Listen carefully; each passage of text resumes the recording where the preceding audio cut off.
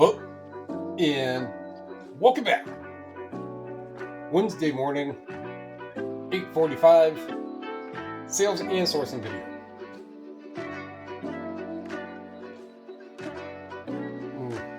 Weird music. I'm like, oh no. Cut it, stop. What'd I do? Got the drawer of tapes listed. Oh, yeah, I'll grab that. That's up for about $1,200. So this one, Pink Floyd, Wish You Were Here, is a first US print. The Wish You Were Here first UK print was Harvest, and then there was a lot of the Harvest that was brought over here, but this is the first US print. And this exact tape with the paper label has sold through Terapeak for like $1,000. If you look up just the highest sold Pink Floyd tapes in 3 years, just US, you could probably do international, probably get a few more results. I probably did. There's a handful that do sell for over 1,000, upwards of like 1,500 in 3 years. So it's one of those. Someone's going to get it before too long. It has 11 views, and obviously already offers out. So that's how I started yesterday. But then there's some others that are in there that are pretty good as well. That's in a community post. So I am keeping track of the stuff. So I've already listed 20 books, 866. One has sold already. That was editing a video, and one sold. So that went in the screenshot. 35 tapes listed for $21,500. 8 tapes at that point had sold for $1,478, and I listed $29.10 of 43 tapes yesterday. And then today there's going to be 2 more drawers. So, probably not going to be able to see these, but I have most of the repeating artist names. So this is going to save me time in the title and in the searching and in all kinds of other little specifics and things like that. So I'll do it like that. And then there's duplicates. So it's not really 43 listings. It's 38 or something for this one. And this one here has duplicates. Same name. And then I think the same names stop right about here. And then these are going to be the better leftover rock stuff. And then there's 2 more drawers that are just kind of more miscellaneous. And then drawers full of the open tapes. All right, let's get to the actual why I'm making this video. So that was yesterday, and what's going to be today. Then I went ahead and went through all the used cassettes just by, there's a couple, maybe $30, $40 used ones. The rest of everything else, if it's going to hit that $10 mark and above, and it does sell more regularly for that, then yes. If not, then all that will just kind of get taken up to the exchange and then taken to half-price books when I'm done with everything that I got from there. That way I'm going to those 2 places with all the leftover of what I have now, and then I'll do another one after I do a call-in. All right. So let's go ahead and find out what's sold. The video is coming off a little different. See, I always think on how I want to do them, and then you get to start to talking and doing things, and then it completely goes way off. That's fine. Makes for good content, I guess. So let's go to awaiting shipment. So sales went back down to, well, half of what normal is, actually, is what I should say. Half of what normal is. So I get a day that is 6 almost 7 times more than normal. And then the following day, it's half of normal. Yeah, I'll take that many more. I've already hit my payout goal by plenty. All right. So we have this little feet. And one of the drawers I just showed you, I had a whole bunch of these other sealed little feet, just not side loaders.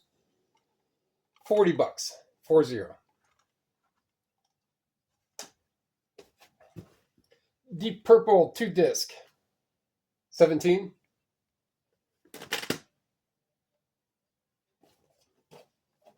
John Williams Hit Collection, yep, $12. Take a ride in Barney's car, or riding in Barney's car, 16. So just got this one more of recent.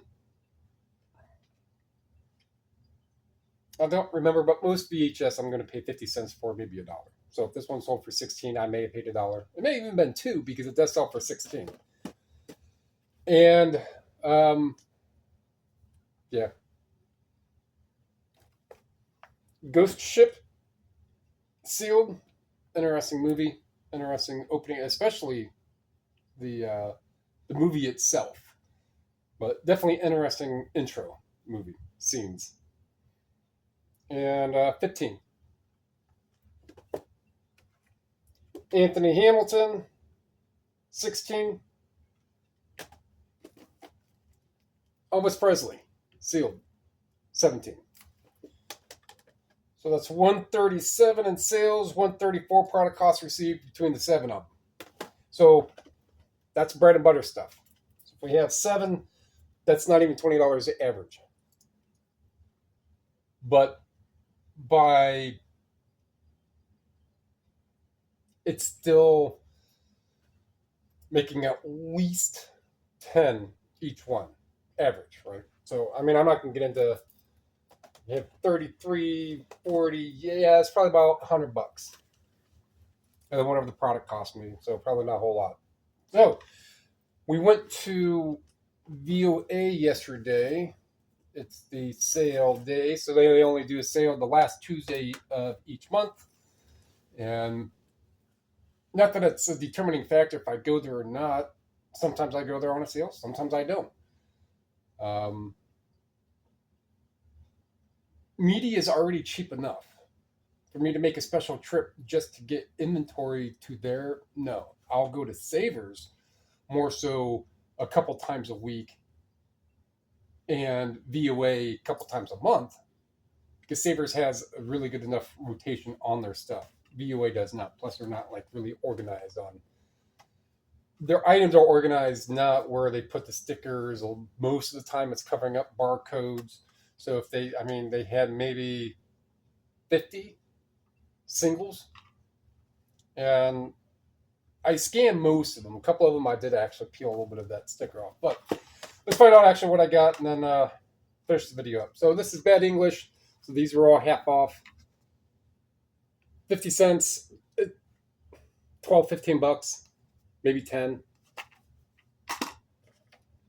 The Shannon, so it would be scanned. I think it's like $12, $15. It would have been 50 cents, right? So I really don't do a whole lot in that 10, 12 range. But when they are below $1, like 50 cents, 25 cents, something like that, it makes sense. Right, so we can see that ribbon's clean. Actual cassette, case is clean.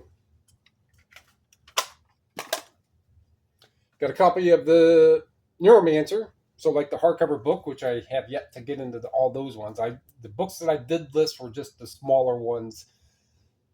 So those are a lot easier to fill the existing boxes I have to put those in there, right? So the bigger books, that's more of a PETA to do. So it'll be a little while till I get to those ones, let alone the CDs. So paid $1. I'm sure it'll sell for $10, $8, even if it's not a high dollar one, it'll still sell. And even if it's not, I could just put it with the hardcover one I have. Like you get the hardcover one, which that one is like $150 copy, and you can have a reader paperback copy, whichever. Romeo and Juliet. This was 50 cents. I think it's like 12 bucks, maybe 15 sealed. The Stewart on the Fly is $1. These are like 20, 25 bucks.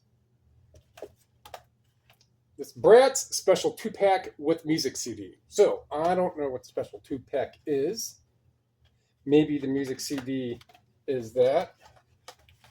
Because all I did was just type in Bratz soundtrack. So I saw that because it didn't give me anything right here. So I looked at that. So there's a, with the barcode. So there's a sealed Bratz soundtrack CD in here that I paid $1 for. And if I know anything about soundtracks, if I know anything about Bratz, if I know anything that even if it sells for 10 bucks, I'm not anything.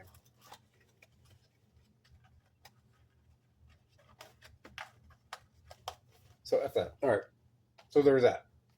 I don't know about that one. This one I did scan. Had to peel the sticker up. So I did scan this one, and they come up like 120, 140 bucks, whatever it was. Then I hit sold, and 5 or 6 sold, and the minimums were 50, 60 bucks. So did I pay $1 for it? Sure did. All right, so what I got, all that, I don't know. I'm not going to really get into the sourced value amounts on this one here.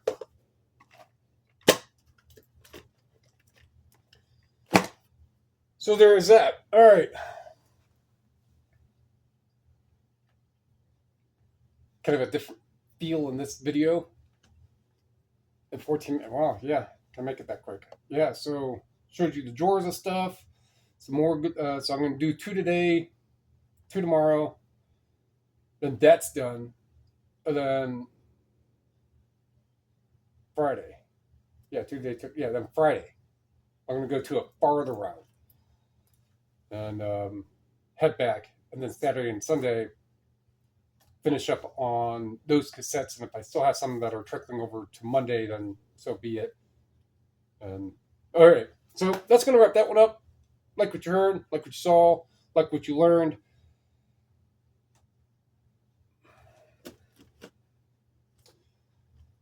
If you have a lot of duplicates in similar names of stuff when you're listing, keep them all together. That's kind of like why I keep all the hardcovers together. Then the hardcovers with Dust Jacket are the next ones. And then smaller paperbacks or CDs. All of the new ones will be first, and all of the open ones. And then the open ones as I'm opening them. It's the DVDs, it's the ones with seal, the ones with slipcovers, the ones with inserts. Those all get put in there. That way I'm typing in the information about one thing one time. And if some of that can carry over to the next one, that saves me time in what I do and don't have to type and do. And you can do that. You probably do that too. Just a reminder. Tell me thinking going up. Comment down below. Subscribe, share. It's all free. It helped me, help you. And it seems that people are learning and helping other people with physical media. Appreciate it. Thank you.